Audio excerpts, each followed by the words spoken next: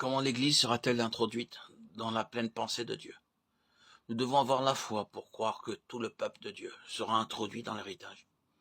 Cela, c'est le dessein de Dieu, et il s'accomplira.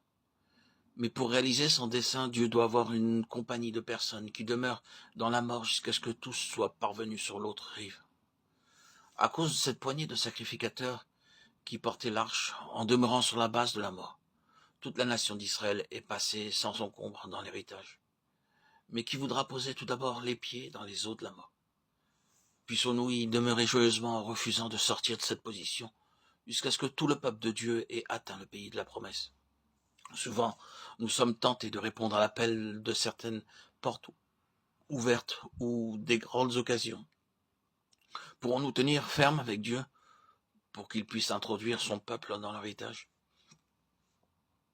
Expérimentons-nous le travail et les douleurs de l'enfantement, afin que les âmes soient introduites sur l'autre rive?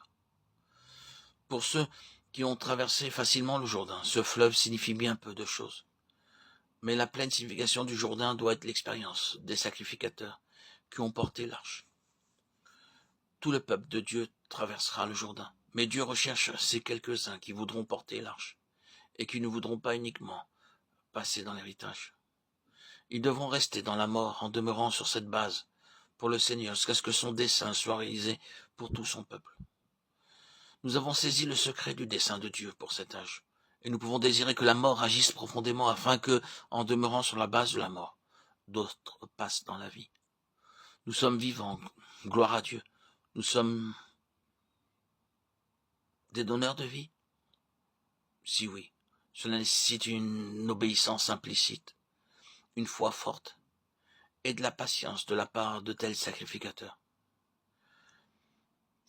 Ils désirent goûter la pleine signification de la mort afin d'introduire tout le peuple de Dieu dans la vie. Ce sont les vainqueurs qui fermement se maintiennent dans cette position de mort pour Dieu. Qui voudra alors avoir un tel honneur? Dans Josué 3, nous voyons l'arche en relation avec le peuple de Dieu. Et dans Josué 6, nous voyons l'arche en relation avec les ennemis de Dieu. Les enfants d'Israël n'ont pas combattu leur ennemi, ils ont simplement fait le tour des murailles de Jéricho. Cependant, nous pourrons faire 1000 fois le tour de Jéricho et rien ne se produira. Le principe est celui-ci. L'arche de l'Alliance était au milieu. C'était l'arche qui avait fait le tour de la ville. Et c'était elle seule qui comptait. Dans le chapitre 6, verset 11, Josué n'a pas considéré ceux qui ont fait le tour de la ville. C'est l'arche qu'il mentionne, c'est-à-dire l'Alliance comme base de leur foi. L'héritage est nôtre, car selon l'Alliance, Dieu nous a déjà accordé le pays. Ce n'est pas sur la base de ce que nous pouvons faire que nous rencontrons l'ennemi, mais sur la base de ce qu'il a fait. L'Alliance de Dieu est la base de notre témoignage. Le témoignage de Dieu, c'est ce qu'il possède en son Fils pour nous.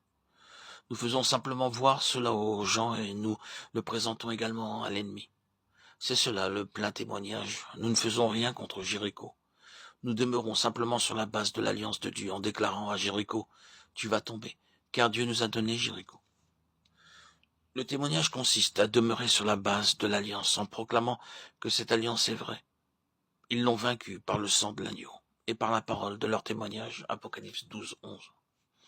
Nous ne devons pas essayer de faire quoi que ce soit. Nous restons sur la base de ce qu'il a déjà été accompli, sur ce que Dieu a fait. Nous nous tenons sur le terrain de l'alliance divine en proclamant la victoire et le fait accompli. Si nous luttons dans le domaine personnel, nous perdons cette position de victoire. L'arche tourna 7 fois autour de la ville, le chiffre de la plénitude. Quand nous réaliserons ce que signifie l'alliance, alors nous pousserons le cri de victoire. Car par un cri, l'ennemi a été vaincu.